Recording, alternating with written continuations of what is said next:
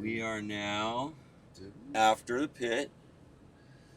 It took us quite a bit to get organized because we are a bunch of unorganized fellers. Yeah. Did you got it? No, I got my pen for it. All right, well, we'll just hit that for now. The ball must still be in the car. Maybe it's in my pocket. But Eric, I thought you had an awesome performance. I thought playing first. Hey, look, you want to know something even funnier? The ball's in my pocket. So, back to Eric's performance. I don't feel as bad. I thought your performance was great, and I really enjoyed when you brought your daughter on stage. I've already posted that. So, was that planned, or was that something that just came out? No, that kind of sort of planned. Once we were on the show, and it was a Sunday, when we originally booked it, she was working at Hobby Lobby at the time. So Sunday was like, oh yeah, they're not working at all. She's like, fuck yeah, I'm able to go. And we were kind of like, just usually teasing me. She's like, you bringing the baby to the show? And I'm like, she'll be going to a bunch of them when she's older. Like, once she's old enough, she'll be probably asking us all the time to go.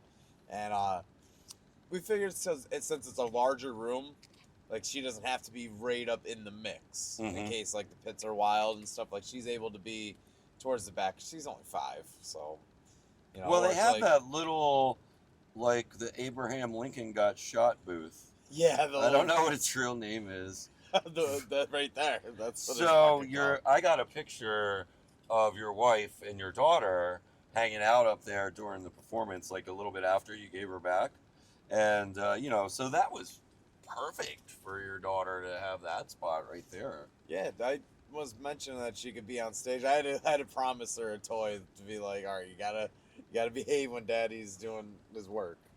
You know? Well, the good thing is your work is a chaotic, crazy environment, so she can go a little wild, and it's totally fine at the work environment. Whereas if you had your kid at the back of the car dealer, it'd be a little different how they had to behave, you know what I mean? Yeah. But no, she did well, which was nice, and everything went well on our end. The sound was good. Yeah. I think all the songs went over well. Mm-hmm. The crowd, we had a decent mix of people that heard of us and new ones. And the merch girl said that the table's been bumping, so that's definite positive night on our end all around. I'm gonna say this, that there was a lot of Traverse the Abyss shirts before the performance started, so whether they bought them at the booth or they came with them, I don't know, but I can say that looking around the crowd, there was definitely a lot of TTA apparel being flown. Oh my God, we have an intruder. We have We have our co-host of After the Pit has now paid his bar tab. Yeah. And now joining the show. He's a good boy. Better Mr. late Good than never, I got guess. the girl's number. That's the whole reason I wanted He to got know the bartender's Hey. number. Good that. job. Just a good old boy. You know, Mark, I'll let you know, all you've missed so far is we talked about the Traverse the Abyss performance, because that was the first one. So we went over that. Vin lost the pipe and blamed me. Yeah. And of course, Eric's daughter and his wife stole the show. And I like right before we were about to start, she kept going out. She's like, I do my show now. And I'm like, sure. And she goes on, she's twirling the little light, glow stick thing that they gave her. we gave her a gift today, too. Yeah. We gave her American Mosh Pit smash pad so she could smash you and Miranda at the house. Okay. So, Mark, what did you think of TTA's performance? Fucking awesome. No, they were great. The new song was a Zombie. Yeah, Zombie. No, you're good. The Zombie was fucking awesome. That song really. No, you're good. I'm gonna keep going in and out. But the song itself was awesome. It like you said, it worked toward days. It kind of brought back that early 2010 kind of vibe, but at the same time, it was just that typical Traverse the Abyss sound, which is just can't even really describe I it. want to It's just comment on the new awesome. song. So, you said that right before you sung it. It's going to have this Warped Tour feel. And, I guess for me, the Warped Tour feel is, a little more. I don't know. I thought the song had more of a metal feel to me than it did a Warped Tour feel, which there's nothing wrong with that. I just felt like it had a more metal feel to it. Time out. Did you find my bag of weed? I know. I just went and got mine. Here, you You want to good, use it? sir? You good? Keep doing your thing. I'll be So, I felt, which I liked it a lot, but I just didn't. I got the more metal vibe than I did the Warped Tour vibe.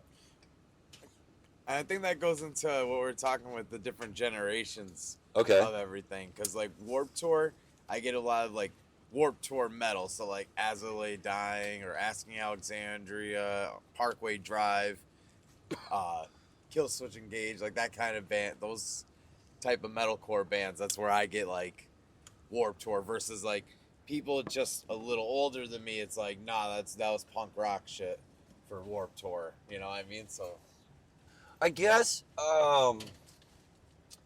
the years I was at Warped Tour, let's see, like the headliner of Mice and Men was a headliner one year, and Yellow Card was a headliner one year I was there, and that'd be towards the end.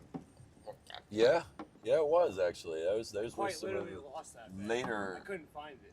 some of the later years, and I went to a lot of Ozfests in the '90s, and I guess that for me, as my generation, that's the differential. Like, it's super hard metal was at the Ozfest scene, not at the Warped Tour, where it's a little more screamo, we'll say.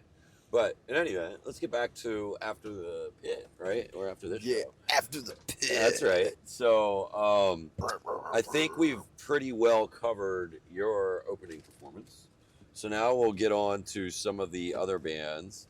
What I want to talk about I'm going to call him like the co-headliner slot, and that was Cryptopsy. Yeah, Cryptopsy from. I've never heard Cryptopsy before tonight, and I was highly impressed. I felt they put on a phenomenal performance. I felt like they had the crowd involved. And so you guys tell me, what did you think of Cryptopsy? I knew the name as like a household name in death metal. Yeah. So I was more familiar with the name before I actually got to listen to him. But I saw him on the bill when we were put on. The band we were pitched was just Carnifex. I didn't know who else was on the tour package. Did you know Carnifex going into the show? Yeah. Like you've heard music by them before? Yep. Okay. Yeah, we've played with Carnifex. Oh, really? I'm trying to say more than once, but I think it was one time. That was the Chaos and Carnage show in 2022. It was Suicide Silence, Carnifex, Lorna Shore, and that whole thing was fucking wild. But that's how I knew Organectomy. We're getting ahead of ourselves. I knew Cryptopsy as a household death metal name. So, but no, they're fucking awesome. Personally, for me, all of the bands tonight besides Traverse the Abyss and Carnifex are new. So, Cryptopsy and You knew Carnifex too as well? I only knew of the name. But you hadn't know any songs. I couldn't name any of the songs. Yeah, it was the same as me. I knew the name, and Yeah. I knew they were on a lot of heavier tickets, like a Maryland Death Fest kind of. Oh yeah, they're definitely Yeah. a Maryland Death Fest, 100%. But I'd never sat down and listened to Carnifex. You know what? I lied to you. I mean, hey, they shouted obviously you when I guys booked out, this I'll give you that. show, as we're going to cover it, I was listening to Carnifex, but prior to doing research to be prepared for the show, I had not listened to them at all. So, but I'm going to say that again, the co-headliner there, was beyond my expectations. Mental Cruelty from Germany. But It's interesting, right? yeah. Fucking awesome. Killer vocals too. Like I love vocalists like that. I'm like, damn, I sound like a baby compared to you. Like I sound like a little puppy and you sound like a full blown dog. Let's stop for a second, because that guy, they're from Germany, right? Mm-hmm. And you take someone from Germany with a true German accent, it's kind of scary to begin with, right? It's just like a scary language. It's more There's in more your face. there's more consonants and like the harsh, like yeah, just harsh or not syllables or whichever the terms are, but Yeah. yeah, I guess you would with adding that's behind some of the metal screams, it would make it I sound a think, little yeah, more like they have a natural intimidating. Yes, naturally intimidating. We'll call it. Similar to Russian. Russian has like that natural intimidating Alex, tone to it. have you seen Slaughter Prevail live? Yeah, we played with them before. Yeah, Where'd you play with them at? that was Whitechapel's 10-year of exile tour. That was Mhm. we did the date One Center Square in Easton. That was Whitechapel, Easton, Maryland? Easton, Pennsylvania. Oh, okay. That was Whitechapel, Chelsea Grin. They just had Tom Barber coming around that time. Slaughter Prevail, Oceano. That was like early Slaughter to Prevail. Yeah. That was before they got started getting that real big push that they've been getting. Because, like, I was first exposed with Slaughter Prevail in May of 23. Because then they were at Incarceration in July of 23. But the reason I saw them in May was because they opened for Falling in Reverse and Ice Nine Kills at that tour. And I covered it in Baltimore. And then I was like, man, these fucking guys are good. And, you know, like I heard them, heard some music, but that was the first time I seen them live. And, man, when their Incarceration 23 performance was absolutely amazing. Fire for Knock Loose. Fire for Knock Loose at Mark showing Sorry, us. I just had to show you that. That was fucking brutal. I hope they have fire Oh, at the wow. Knock Yeah. Loose November 10th show. That's what There's going to be that's why I fire wanted in the to show pit. you. I'm going to tell you that right That's now. why I wanted to show you. 'Cause, like, if they got pyro for their fucking show that we're going to on November 10th, I'm Yeah. gonna cream myself. Anyway, continue the conversation. I know, right? Sidebar. So, back to tonight's show. We So, had, you were impressed by the German band. even Organectomy from New Zealand. That was fun. Which one were they? They were third. Third, okay. I was gonna say they were probably my favorite, besides of course Traverse Ibis, but their He is such a their- butt kisser, Their guys. sound were so that it was just so distinct. Yeah. It was a very like, holy shit, these guys are brutal. I was up in the photo pit taking photos. I even turned to another photographer and looked at her in the mouth like, holy shit, like I am like getting my ass brutalized and I'm just standing up here taking pictures. Right. Did you, Mark, how was it in the photo pit tonight? Very loud. Yeah. I want to give a huge shout out to their lighting. Was it lighting engineer? Is that their title? Their engineer doing the lights. I got a great video of it. That's going to go on the stories here tonight. The entire night for the Sherman Theater, for me as a photographer, 10 out of 10. The lighting was incredible. I had my settings turned down to what I normally shoot during the day with. It was incredible. Normally I'm sitting at like, I don't know if you guys know this, but like 10,000 ISO for my camera, and that just kind of helped brighten the picture up a little bit. But it introduces a lot of like grain or sand, like that pixelated stuff.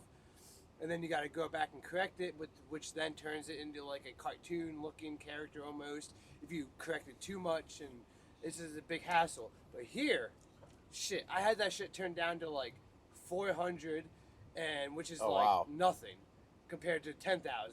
Yeah. And because literally it was like blinding my eyes looking through the camera. It was killing it. And I already posted to Facebook. 10 out of 10, Sherman Theater is my favorite venue to shoot at because even for the opening band, it was headliner quality lights, and I was just blown away by that. And check out the story on American Mosh Pits because this guy was doing all the lights manually the whole time. I'm sitting there having a conversation with the guy. Like I tapped him on the shoulder when I thought he was like having a break because there was the middle of the song. And I looked over and he's sitting over there like speed pressing the machine because he's sitting there controlling the one light. And I'm like, you're sitting there talking to me as you're sitting there doing the job. Like you obviously do this too much. He's probably great at threesomes. I'm gonna say that when... What the fuck? Ew. I caught that, Eric. I fucking caught that. Jesus Christ. He's multi-talented. I can do multiple things at once. When I was running the handheld, and I got set up there in that center pit position to get the full sets, you're right. I'll be agreeing with you that the lighting was a lot better than most places, and I felt like I was getting a way better shot with the clarity of the people on stage and the pit and everything. Oh yeah, stage lights was amazing. It's just a good setup here. Like even how they have the 3 different rooms. Like we had a blast last year in the showcase room. The showcase room was one of my favorite small venues I ever been to. That show specifically with you guys and Nailbite, that was so much fun. It was wild. It was only 100 cap room.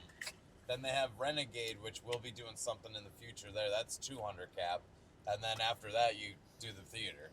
Do you know that was my first night emceeing? I never emceed before that. Up at Eclipse Fest. No, here at the Sherman Theater. This was you emceed here. November of 2023. That was before I joined you guys. Yeah, this is literally like a year ago. Me and Eric met here at the Sherman. And so he had done some work with American Mosh Pits already. They had recorded some sets here and there. I don't know. I think it was festival stuff. And then they used... I believe it was Incarceration and Louder Than Life. Yeah, and then you used some of our footage on one of your videos, right? Yeah, the Laid to Rest cover. Yep. So then when David hired me and said, I want to start interviewing bands, that's one of the reasons I want to hire you. And first we went through the list that him and Lisa already had established relationships with, which was Nailbite, Traverse the Abyss, Fight From Within, Heartsick. No, the other buddies out of Buffalo. I can't think of their name. Do you like Heartsick? Oh, Outlier.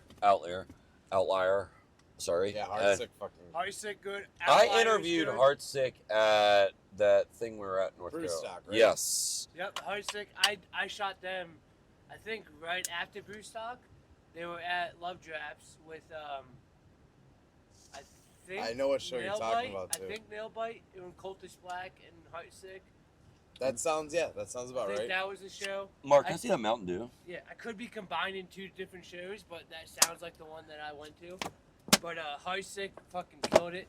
I don't know if the fan was like a family relative or not, but there was just like 4-year-old girl that sat right up on the barrier that they carried over the barrier and sat down on the backside. And the singer of Heartsick literally crawled down into the photo pit and sat down next to her and sang for like a whole song. Hell yeah. It was awesome. So Heartsick earned my respect for that just alone. So can we plug Mountain Dew tonight? Will that be our unofficial sponsor? Kill it, yeah. So tonight we'll join our list of unofficial sponsors. Mountain Dew standard grade, we'll call it, is my energy drink of choice. And then it is 10:52 p.m. and I have a 4-hour ride to get back to my house, 3 hours to get to Jerry's, and an hour from there. So, and then I got to be at work at 8 a.m. So, a lot of Mountain Dew. Living life. A lot of Mountain Dew and a lot of Mountain Dew and iced tea coming through in the next couple hours, per se. I personally wanted to ask you guys, how did you feel when it comes to the lineup? How did you guys, what's your opinion on the lineup, the formation of it? Because I felt, me personally, I thought the first, like, including you guys even in a way, the first 3 to 4 bands was more of like a beat down, hardcore kind of sound. So are you saying, what do we think? Well, it was not crypto. What was it? Mental. Mental cruelty. Well, hold on. Here's my question. Mental cruelty. It kind of switched into that like deathcore. Like it was like a dramatic difference. It was but is that what you're asking? Like, what did we think of thoughts? the Did you genre? Did you notice the same kind of switch or? Oh, absolutely. Even when we got the fucking flyer for the show, I was like, deathcore, death metal, deathcore, death metal, Yeah. deathcore. Cause Well, like even Heavy Hitter from Florida, like they went right after us. That's like beat down. That's like body snatcher shit. Yeah. Straight up. I was waiting for the full blown swing pits to break in, which they did. They were occasionally. swing pitting Oh in there. yeah, There was they swing did pits going occasionally. on. Then there was a wall of death and more swing pits. Can I just say this? I think the wall of death's getting played out. And this is like a hot take that probably a lot of people are not going to agree with. No, see, I personally I think a lot of people would agree with you on that. They will agree or not? You're Yeah. right. You're right. Because I personally think the wall of death should be held back for those sold out mega crowds like festival levels. I agree. A sold out Sherman Theater, something huge. Because like tonight they worked out great. They were good, but there was a lot of dead space in between people. And I'll admit, and that's just Versus because when you of see it really split and come Yeah. together. It's Oh, like, yeah. I don't know. So I personally think the Wall of Death's artists should kind of keep that in their arsenal for when they see that the entire crowd is into it, versus maybe like when there's like 60% of the crowd into it. You know what I mean? Yeah, because you can tell most bands, the Wall of Death seems like just a pre-recorded part of the systematic set that they're Yeah. running, right? And Eric, you can comment more on this, right? But you got your show per se, right? And this is you and the guys rehearse it, and this is our set, and this is what we're gonna do, kind of like the little things that interact with the crowd, and I'll do that here and there. And the more you do it, the more it gets polished, right? And then you're doing it every night, and the set and your little jokes routine. and stuff. Eric, you're the musician, so you're gonna stand for musicians and answer this. Uh-oh. So, do you musicians with your band, when you're rehearsing your set that you're gonna go on tour with, per se, do you or where you insert Wall of Death, where you insert this joke that I say every time, is that all pre-rehearsed per se? Depends on the band. And pre-inserted. It's like all scripted. Depends on the band. Not really too much on my end. Okay. Like I might keep a mental note. Like, all right, I'd like to mention something similar to that, or make a comment about that, or this would probably be a good time to introduce the band. But like the way we build the set list, More organic for you per se. Yeah, we try to feed off the crowd. You know what I mean? And we always put the spaces in between the songs. So like we'll chain songs, do 2 or 3 together, and then take the break. Mm-hmm. And usually in the break, depending on how long it's going to be, what the next song is, I'll kind of weave my monologues in between there.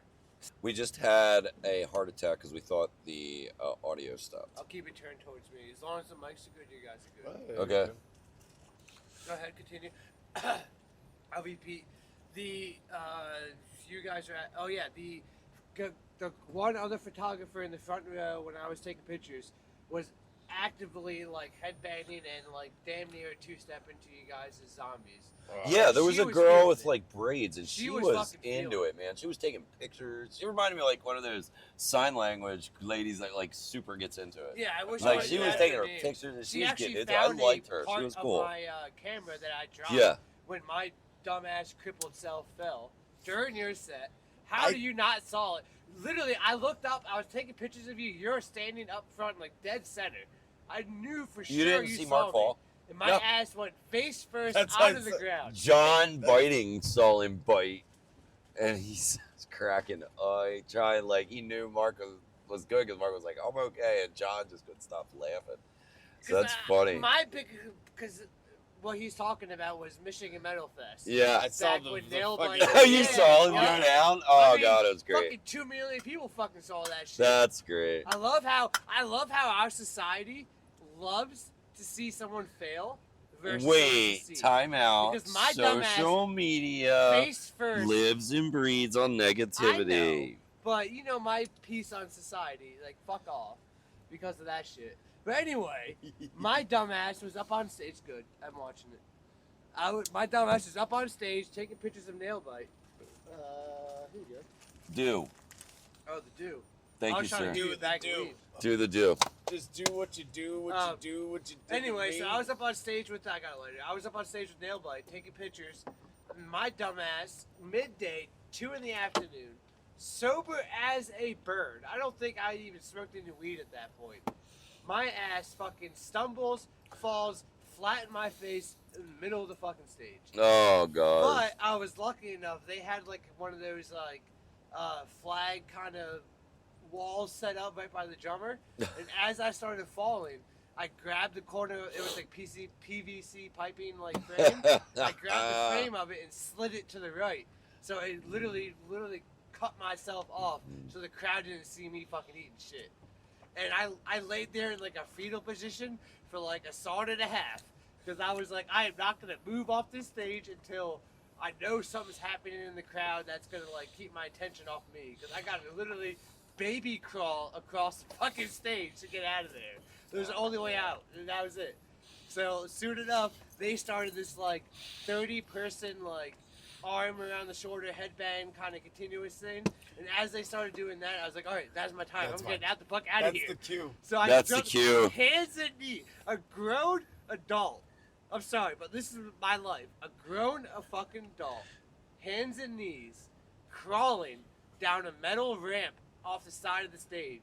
While you got stage crew, you got nail bite, and then you got estimated 2,000 people all within like eyes looking right at you like, what the fuck is this dumbass doing? I think our show's done for tonight. Everyone's I heading out. think Looks like the Sherman. Carnifex fans are pouring out to the parking lot. So Carn- maybe that's a good sign for us, Mark. Carnifex is complete. Yeah, you guys want to do individual promotions and then Yeah, Eric, as our guest, we would love you to start off and promote whatever you want. Sled Dog Entertainment for all your upcoming shows, events, and discovering new music. Traverse the Abyss, traversetheabyss.com for exclusive merch and updates. And the main thing I want to plug is Saturday, December 7th, Mosh for Tots, Toys for Tots charity event. That's at the Moon Ballroom in Dixon City, PA. Hometown Traverse the Abyss show.